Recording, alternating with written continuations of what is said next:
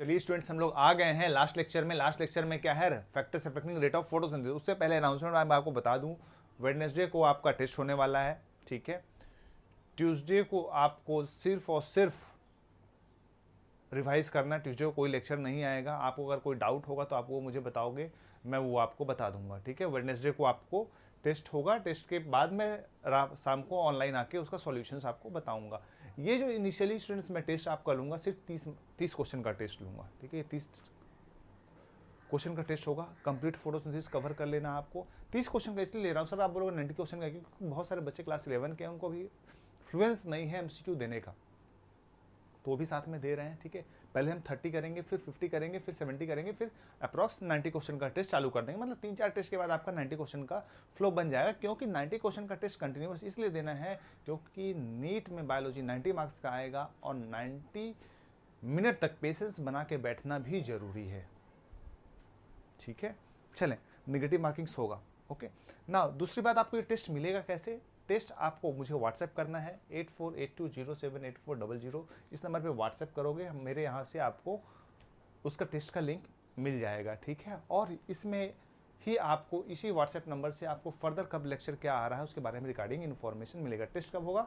Wednesday, okay. चलें now, तो हम आ जाते हैं अपना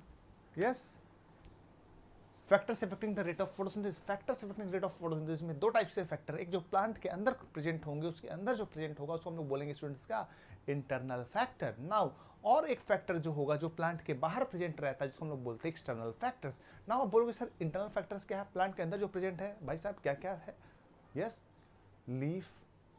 लीफ का शेप, साइज, ठीक है ना, ओरिएंटेशन, और उसके अंदर chlorophyll, mesophyll tissue, age of the leaf, ये सारी चीजें फैक्टर्स करती हैं। लेकिन ये सारी चीज क्या हैं?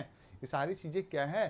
प्लांट के अंदर है। That means these are the genetically controlled, these are the genetically control and depends on, और डिपेंड करता है किसके ऊपर? प्लांट के ग्रोथ के ऊपर। प्लांट का ग्रोथ कैसा हुआ उसके ऊपर, बहुत इंपॉर्टेंट पॉइंट है। Depends upon the genetic makeup of the plant as well as growth of the plant. Detail में इसका डिस्कस करूंगा ना। फिर वहीं पे आप देखिए एक्सटर्नल फैक्टर्स है। एक्सटर्नल फैक्टर्स में क्या क्या आ सकता है?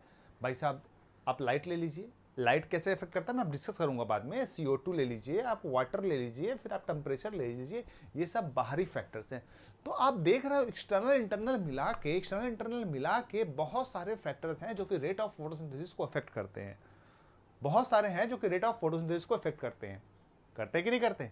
That means a process is controlled by multiple factor. उसके लिए एक लॉ दिया किसने? 1905 में ब्लैकमैन ने दिया, जिसको हम लोग बोलते हैं Blackman law of limiting factor. क्या बोलते हैं? Blackman law of limiting factor. ये क्या कहता है? ठीक है, मान लीजिए स्टूडेंट्स आप ले रहे हो, ठीक है, आपने क्या किया, एक साइकिल, एक कार और एक ट्रेन, तीन चीजों को आपने लिया। क्या क्या लिया? साइकिल लिया, ट्रेन लिया और कार लिया। इन तीनों में आपने रेस कराया, ठीक है। आपको पता है रेस कौन जीतेगा? यस, ट्रेन जीतेगा, ट्रेन का फास्ट होगा। भाई कार जो होगा वो कम तेज दौड़ेगा, वो सेकंड आएगा, साइकिल थर्ड आएगा। लेकिन नाउ अब यहां पे ट्विस्ट देखिए, हमने अनाउंस कर दिया, ये इनको टीम अप कर दिया। ये तीनों टीम है, रेल वाला, कार वाला, साइकिल वाला, तीनों को हमने एक टीम बना दिया।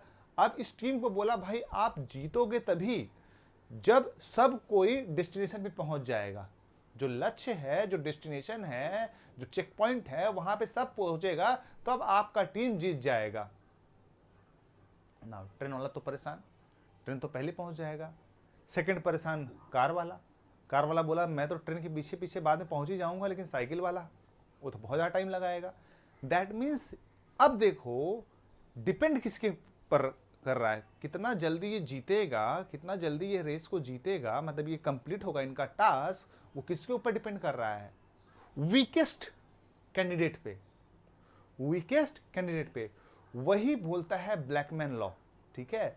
ब्लैकमैन लॉ बोलता है अगर एक प्रोसेस मल्टीपल फैक्टर से कंट्रोल हो रहा है, अगर एक प्रोसेस मल्टीपल फैक्टर से कंट्रोल हो रहा है, अगर एक प्रोसेस मल्टीपल फैक्टर से कंट्रोल हो रहा है, तो वो जो है प्रोसेस डिपेंड करेगा उस फैक्टर पे जो मिनिमम कंसंट्रेशन में प्रेजेंट है। समझ में आया? देखिए मैं समझाता हूं आपको। यस, हम क्या पढ़ रहे हैं? Yes, Blackman law of, Blackman काला आदमी, Blackman law of limiting factor. ये Blackman law of limiting factor कहां होता है, कहां पे लागू होता है, वो पहले बताइए। कहां ये लगेगा? वेयर? पहला क्वेश्चन कहां? For a process, in a process controlled by multiple factor, उस प्रोसेस पे लगेगा जो मल्टीपल फैक्टर से कंट्रोल्ड होता हो। ठीक है, नाउ रिजल्ट क्या होगा? बोलता है rate of process will be directly proportional to factor present in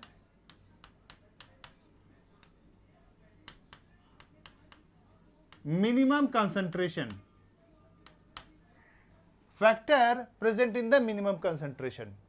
ठीक है, rate of process will depend upon the factor present in the minimum concentration. For example अगर देख लो, मान लीजिए रेट ऑफ फोटोसिंथेसिस डिपेंड कर रहा है CO2 पे, वाटर पे, लाइट पे।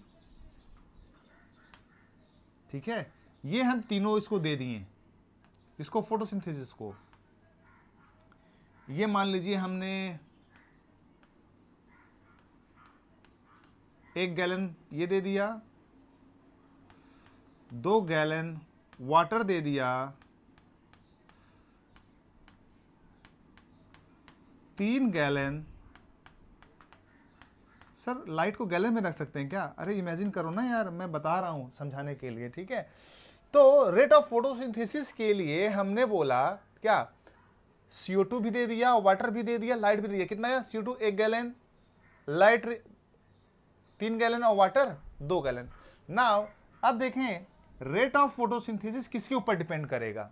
ठीक है, फोटोसिंथेसिस तभी तक होगा जब तक CO2 है, या एक काम कर सकते हैं, जब हम CO2 बढ़ाना यहां पे चालू कर दिए, धीरे धीरे हम CO2 कंसंट्रेशन धीरे धीरे इसको देना चालू कर दिए, क्योंकि जैसे जैसे अब देखो ये CO2 सबसे कम है ना, यहां तक तो फोटोसिंथेसिस सभी के अंदर होगा। यहां वाटर के अंदर भी 2 गैलन है, लाइट 3 गैलन है, ये 1 ही गैलन था। तो अभी तक फोटोसिंथेसिस यहां तक जो है, यहां तक ये कंज्यूम जब तक होगा तब तक फोटोसिंथेसिस होते जाएगा, लेकिन उसके बाद फोटोसिंथेसिस रुक जाएगा। उसके बाद फोटोसिंथेसिस किसके ऊपर डिपेंड करेगा? CO2 की सप्लाई पे। आप CO2 को सप्लाई देते जाओगे, रेट ऑफ फोटोसिंथेसिस चलता जाएगा। मान लो आपने 2 गैलन इसको दे दिया। ठीक है, अब उसके पास ये 2 फैक्टर पे डिपेंड करेगा। ठीक है, उसके बाद अगर CO2 बढ़ाओगे 2 गैलन देने के बाद, तो भी रेट ऑफ फोटोसिंथेसिस नहीं बढ़ेगा, सर ग्राफ समझ में नहीं आ रहा, नहीं समझ में आ रहा है? ये देखो, ये है आपका CO2 कंसंट्रेशन। ठीक है, और यहां पे हम ले लेते हैं रेट ऑफ लाइट रिएक्शन। ये था CO2 फिक्सेशन, मतलब फोटोसिंथेसिस। ठीक है, और ये CO2 कंसंट्रेशन हम बढ़ाते गए, कुछ हद तक रेट ऑफ फोटोसिंथेसिस बढ़ा। CO2 बढ़ाया तो रेट ऑफ फोटोसिंथेसिस बढ़ा। ये डायरेक्टली प्रोपोर्शनल का ग्राफ है, ये आपको रट्टा मार लो अगर नहीं आता, इतना नहीं समझा सकता मैं। ठीक है, तो CO2 बढ़ाया, रेट ऑफ फोटोसिंथेसिस बढ़ा। ठीक है, नाउ ग्राफ ऐसे गया, लेकिन कुछ देर बाद आप देखो ये ऐसा फ्लैट कर्व आ रहा है। दैट मीन CO2 कंसेंट्रेशन तो बढ़ रहा है एक्स एक्सिस पे, लेकिन वाई एक्सिस पे बढ़ नहीं रहा है, वो कांस्टेंट हो गया है। नाउ यहां पे क्या हो गया है, क्यों ऐसा हो रहा है, क्योंकि देखिए वाटर भी हमारे पास 2 ही गैलन था। मतलब अब अगर रेट ऑफ फोटोसिंथेसिस बढ़ाना है तो आपको CO2 भी बढ़ाना होगा और वाटर भी बढ़ाना होगा। दैट मीन्स यहां पे अगर आपने मान लीजिए हमने CO2 कर दिया 3 गैलन, हम CO2 बढ़ाते चले गए, CO2 कर दिया 3 गैलन, फिर भी रेट ऑफ फोटोसिंथेसिस नहीं बढ़ा। बहुत इंपॉर्टेंट भयंकर, यहां पे अगर नीट क्वेश्चन बनाया ना, आधे बच्चे फ्लैट हो जाएंगे इस ग्राफ पे। मैं बोल रहा हूं आधे पे क्या 80% बच्चे फ्लैट हो जाएंगे। तो CO2 आपने 3 गैलन कर दिया, CO2 कंसेंट्रेशन आपने 3 गैलन कर दिया, फिर भी रेट ऑफ फोटोसिंथेसिस नहीं बढ़ रहा है, because now at this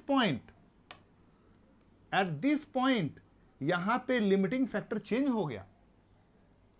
now minimum कौन है, अब देखो इस कंडीशन में मिनिमम कौन है, नाउ वाटर। अब वाटर को बढ़ाओगे तो फिर रेट ऑफ फोटोसिंथेसिस बढ़ना चालू हो जाएगा।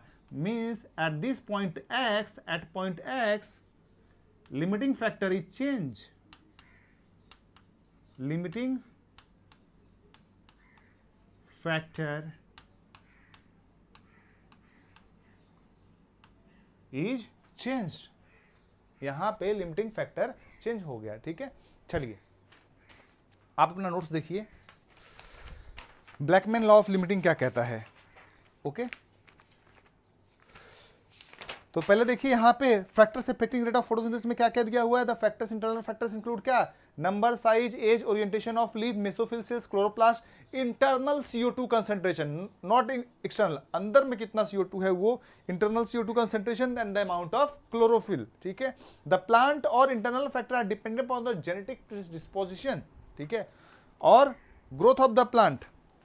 ओके, नाउ यहां पे जो है एनसीईआरटी में आपके डिटेल में एक्सप्लेन नहीं किया है, लेकिन मैं फिर भी बता देता हूं आपको क्या एक्सटर्नल फैक्टर्स के बारे में, इंटरनल फैक्टर्स के बारे में, सॉरी,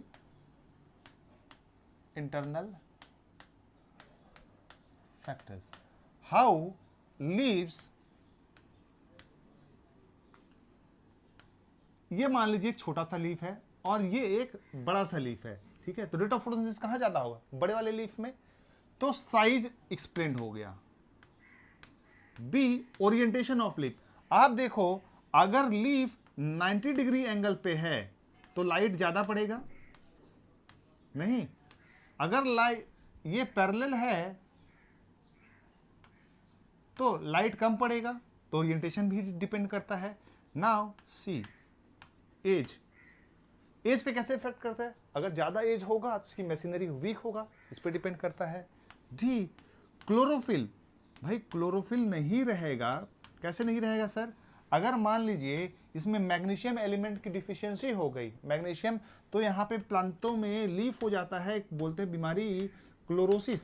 ठीक है, ये क्लोरोसिस में क्या होगा, क्लोरोफिल नहीं रहेगा, डिफेक्टिव क्लोरोफिल होगा, तो रेट ऑफ फोटोसिंथेसिस वहां पे कम होगा। ठीक है, चलिए फिर आपको देखिए वहां पे एक्सटर्नल फैक्टर्स दिया है क्या, sunlight, temperature, CO2 concentration, water, आ जाएं अब, yes, all these factors will simultaneously affect its rate। ठीक है, hence the several factors interact simultaneously affect the rate of the photosynthesis। now यहां पे देखो when 1905 में कौन दिया, ब्लैकमैन ने दिया, क्या, Blackman law of limiting factors. ठीक, ये क्या बोल रहा है, if a chemical process is affected by more than one factor then its rate will be determined factor which is nearest to its minimum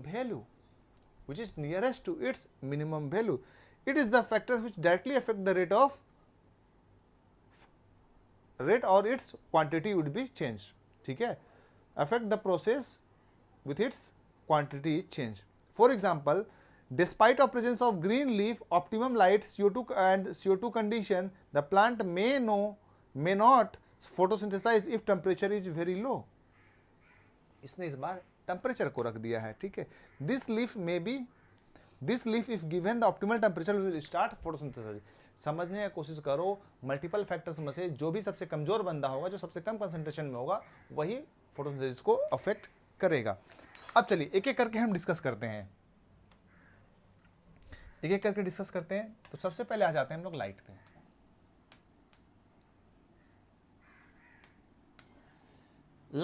light पे बहुत सारा क्वेश्चंस बनता है। यहाँ पे देखिए क्या क्या फैक्टर्स इसमें क्वेश्चन आपसे आ सकता है। पहली बात, अल्टीमेट सोर्स ऑफ एनर्जी कौन है? लाइट है।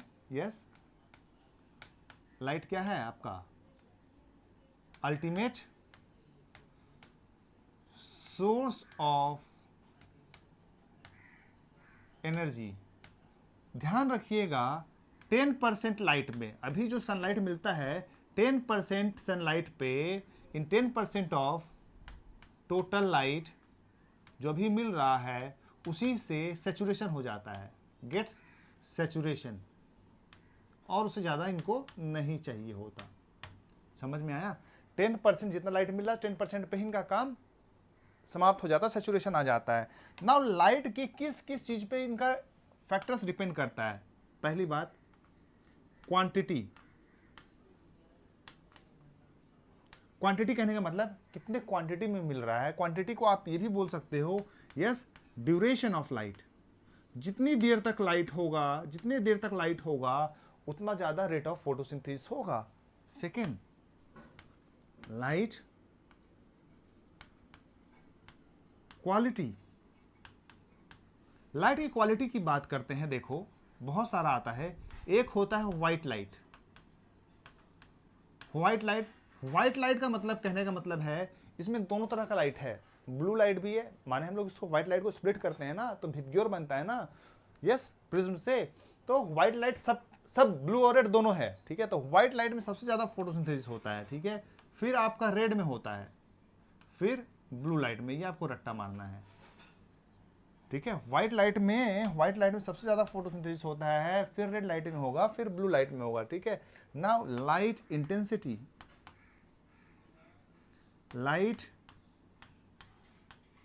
इंटेंसिटी, ये सारे चीजें अफेक्ट करते हैं रेट ऑफ फोटोसिंथेसिस को, ठीक है। लाइट में क्या क्या हो गया?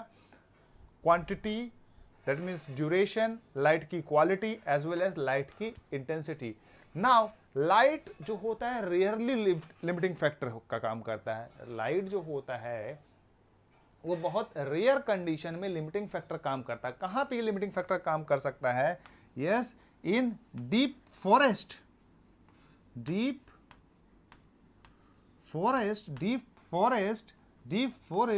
एंड शेड रीजन में may be it limiting factor, may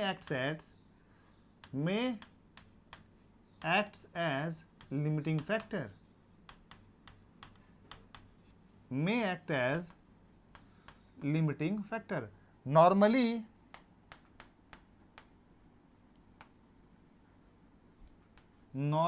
अरे भाई 10% का जरूरत है, कहां से normally limiting factor? Normally not limiting factor, लेकिन कहां हो सकता है? डीप फॉरेस्ट में और नॉर्मली नॉट लिमिटिंग फैक्टर होता है। नाउ लाइट का सैचुरेशन ऑल्सो डिपेंड करता है किस रीजन में प्लांट में है, ठीक है। सैचुरेशन देखें, लाइट का जो होता है, ट्रॉपिकल प्लांट ज्यादा लाइट यूज कर पाता है in comparison to temperate plant, ठीक है।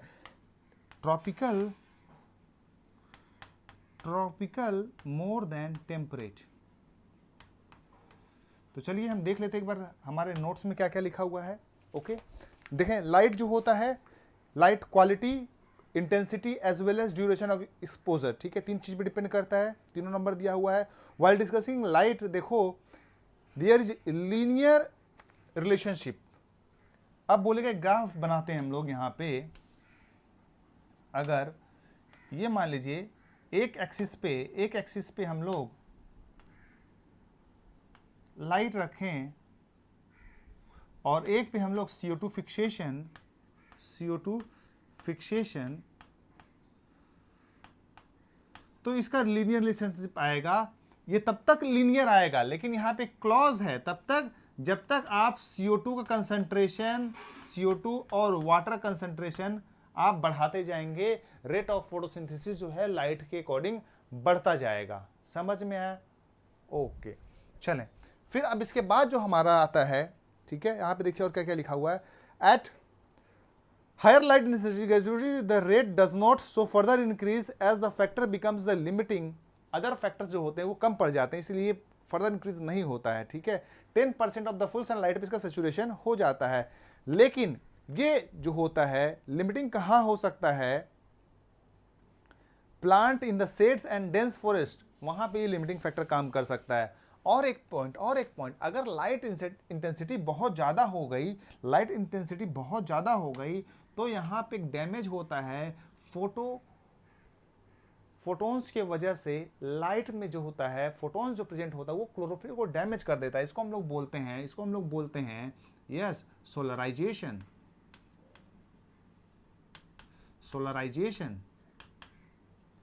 High light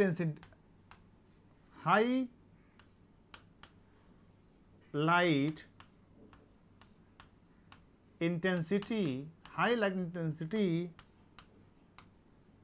damages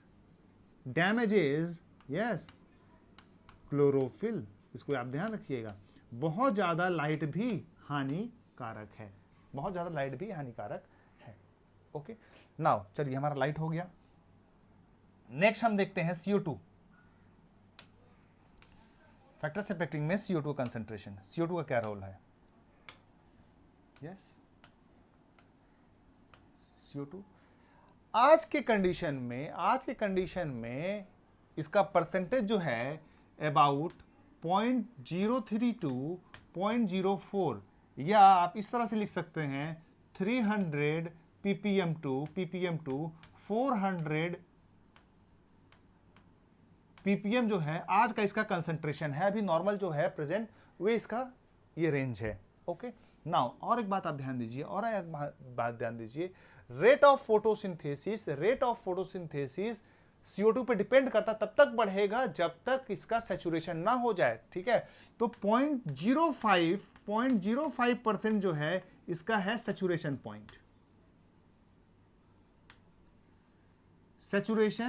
point. Overall अगर देखा जाए 0.0 मतलब आप कहने का मतलब 0.03 0.04 अभी नॉर्मल है और 0.05 तक इसका सैचुरेशन पॉइंट है। मतलब 0.05 तक हम CO2 को बढ़ाते जाएंगे तो रेट ऑफ फोटोसिंथेसिस बढ़ेगा। लेकिन उसके बाद भी अगर हम CO2 कंसंट्रेशन बढ़ाएंगे तो रेट ऑफ फोटोसिंथेसिस नहीं बढ़ेगा, ठीक है। सैचुरेशन का पॉइंट यही मतलब होगा। तो ये सैचुरेशन पॉइंट आ गया, ये इसका लेवल है।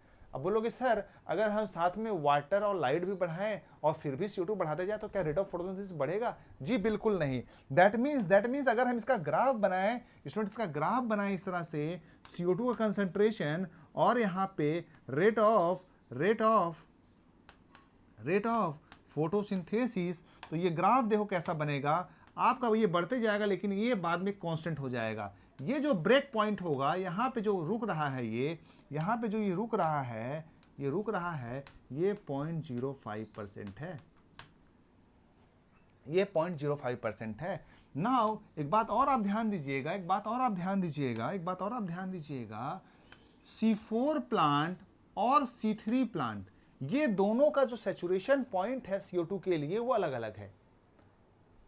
C4 प्लांट के लिए कम है अबाउट 360 और C3 प्लांट के लिए है अबाउट 450। दैट मीन्स ठीक है। अब बोलो 0.05% है वो किसी और के लिए है, ठीक है। ये PPPM में बोल रहा हूं, 360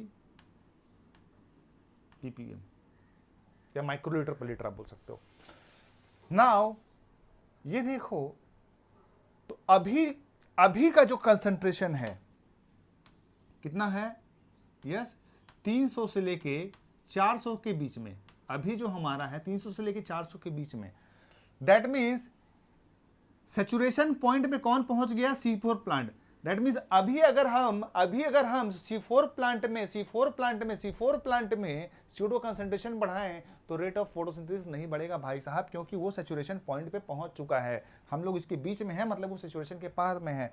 नाउ लेकिन C3 प्लांट अभी सैचुरेशन पॉइंट से दूर है। That means rate of photosynthesis increase करेगा with increase in CO2 concentration किस प्लांट में? C3 प्लांट में। यही कंसेप्ट स्टूडेंट हम लोग यूज करते हैं। कहाँ यूज करते हैं? Yes, green cropping, green house crops. Green house crops में क्या होता है, एक पर्टिकुलर एरिया में हम लोग वहाँ पे CO2 कंसंट्रेशन आर्टिफिशियली बढ़ा देते हैं ताकि इन प्लांट का प्रोडक्टिविटी जो होता है वो ज़्यादा हो। समझ में आया? चलिए एक बार फिर से आप पढ़ लीजिए, हमने क्या क्या आपको पढ़ा दिया है। CO2 में बताया आपको 0.03 0.04% पे डिपेंड करता है। दैट मीन्स को हम लोग लिख सकते हैं 300 से 400 पार्ट पर मिलियन।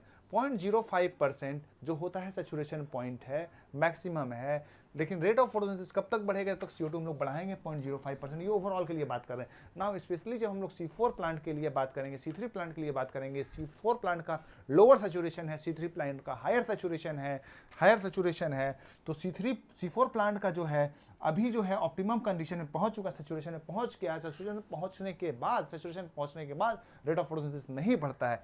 लेकिन C3 प्लांट में देखिए अभी सैचुरेशन दूर है तो मतलब अभी हम CO2 कंसंट्रेशन बढ़ाएंगे तो रेट ऑफ फोटोसिंथेसिस हमारा बढ़ेगा। बोलिए हाँ या ना? यस, ठीक है। इसी कंसेप्ट को यूज किया जाता है ग्रीन हाउस क्रॉप में। चलिए देखिए नोट्स में क्या लिखा हुआ है। Carbon dioxide is the major limiting factor. सही बात है। CO2 is very low. Second point देखिए, CO2 is very low in atmosphere. कितना है? 0.03 to 0.04%। नाउ फिर देखिए वहां पे कंसेंट्रेशन अप टू 0.05%। ये जो है ये सैचुरेशन है। नाउ C3 और C4 का अलग अलग होता है, अलग condition. At low light condition neither group respond to high CO2 concentration. एक चीज यहां पे देखिए, अगर लाइट ही कम होगा तो CO2 कोई मतलब नहीं बनता, ठीक है। अदर फैक्टर्स आपको ऑप्टिमम रखना पड़ेगा अगर CO2 के इफेक्ट को देखना है। नाउ C4 प्लांट का देखिए सैचुरेशन कितना है? 350 पे है, ठीक है, माइक्रोलीटर पर लीटर। और जो C3 प्लांट का है 450 पे। That means rate of photosynthesis कौन इफेक्ट करेगा? With increase in CO2, C3 plant. तो इस तरह से आपका ये हो गया। नाउ टेम्परेचर की बात कर लेते हैं और वाटर की बात कर लेते हैं, फिर ओवरऑल एक बार फिर से आपको बता दूंगा मैं। यस,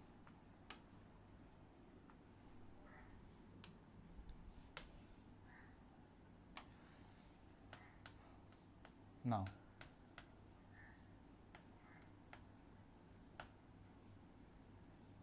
टेम्परेचर देखें। टेम्परेचर जो होता है एक्चुअली ये एंजाइम्स को कंट्रोल करता है। बहुत सारा एंजाइम्स यहाँ पे इन्वॉल्व है, आपको पता होता है एंजाइम्स का जो होता है वो फंक्शन डिपेंड किसके ऊपर करता है? टेम्परेचर के ऊपर। ऑप्टिमम टेम्परेचर पे ऑप्टिमम एक्टिविटी होगी तो रेट ऑफ फोटोसिंथेसिस बढ़ेगा। नाउ सेकंड पॉइंट देखिए, लाइट रिएक्शन और डार्क रिएक्शन दोनों ही एंजाइम्स से अफेक्टेड होते हैं, लेकिन डार्क रिएक्शन ज्यादा होता है क्योंकि डार्क रिएक्शन में एंजाइमेटिक रिएक्शन ज्यादा है in comparison to the light reaction. समझ में आया? आपको यहां पे एक पॉइंट और याद रखना है, क्यूटेन का कंसेप्ट। क्यूटेन, ठीक है। सेकेंड पॉइंट देखिए, टेम्परेचर देखिए, dark reaction being enzymatically controlled, ठीक है। Light reaction are also temperature sensitive. C4 plant response to the higher temperature. ये एक चीज आपको है, आपको पहले ही बता चुका हूं। C4 प्लांट जो होता है हायर लाइट इंटेंसिटी को क्यों रिस्पॉन्ड करता है? C4 वर्सेस C3, यहां पे हाई लाइट इंटेंसिटी को, हाई टेम्परेचर को टॉलरेट करता है। आपको ध्यान में होगा मैंने बताया था C3 प्लांट में फोटो रेस्पिरेशन होता है।